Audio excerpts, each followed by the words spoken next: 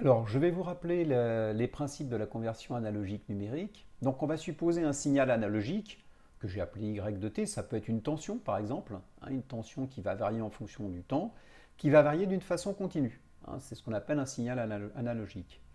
L'idée, c'est de discrétiser l'axe du temps, c'est-à-dire découper le temps en une espèce de série de bandes verticales qui ont une largeur TE, période d'échantillonnage.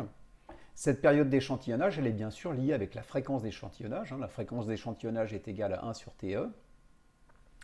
Et parallèlement, horizontalement, je découpe aussi en bandes horizontales. En l'occurrence, ici, j'ai découpé 8 bandes horizontales qui vont être le codage, hein, comment je vais coder la valeur verte sur ce système. Alors, on voit ici, par exemple, que ma courbe verte, sur cette première période d'échantillonnage, elle est située ici à la 5e case, ici à la 6e, ici à la 7e, ici tous ces éléments-là sont à la 8e, et ainsi de suite.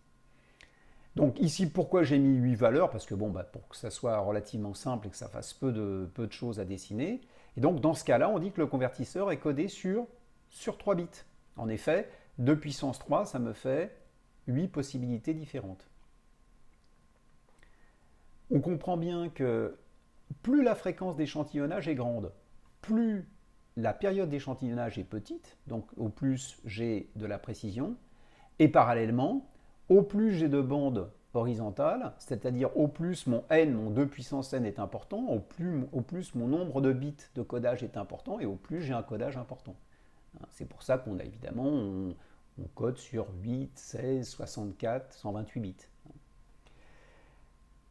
La théorie de Fourier nous dit quoi? Elle nous dit qu'une courbe, quelle qu'elle soit, peut être décomposée en une somme infinie de sinusoïdes, avec une première valeur et un coefficient qui correspond à la fréquence fondamentale, et puis ensuite toute une déclinaison, une somme de facteurs avec des fréquences ou des pulsations qui sont des multiples de la fondamentale. C'est ce qu'on appelle les harmoniques.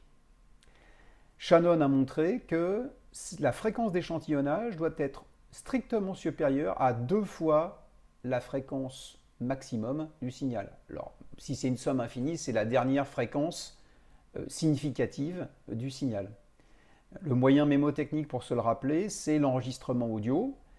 L'oreille peut entendre des sons de 20 Hz à 20 kHz et un enregistrement de qualité CD, par exemple, on échantillonne à 40 kHz. Ce qui est à peu près même un petit peu plus de 40 kHz, ce qui est 2 fois plus que la plus grande fréquence audible par l'oreille.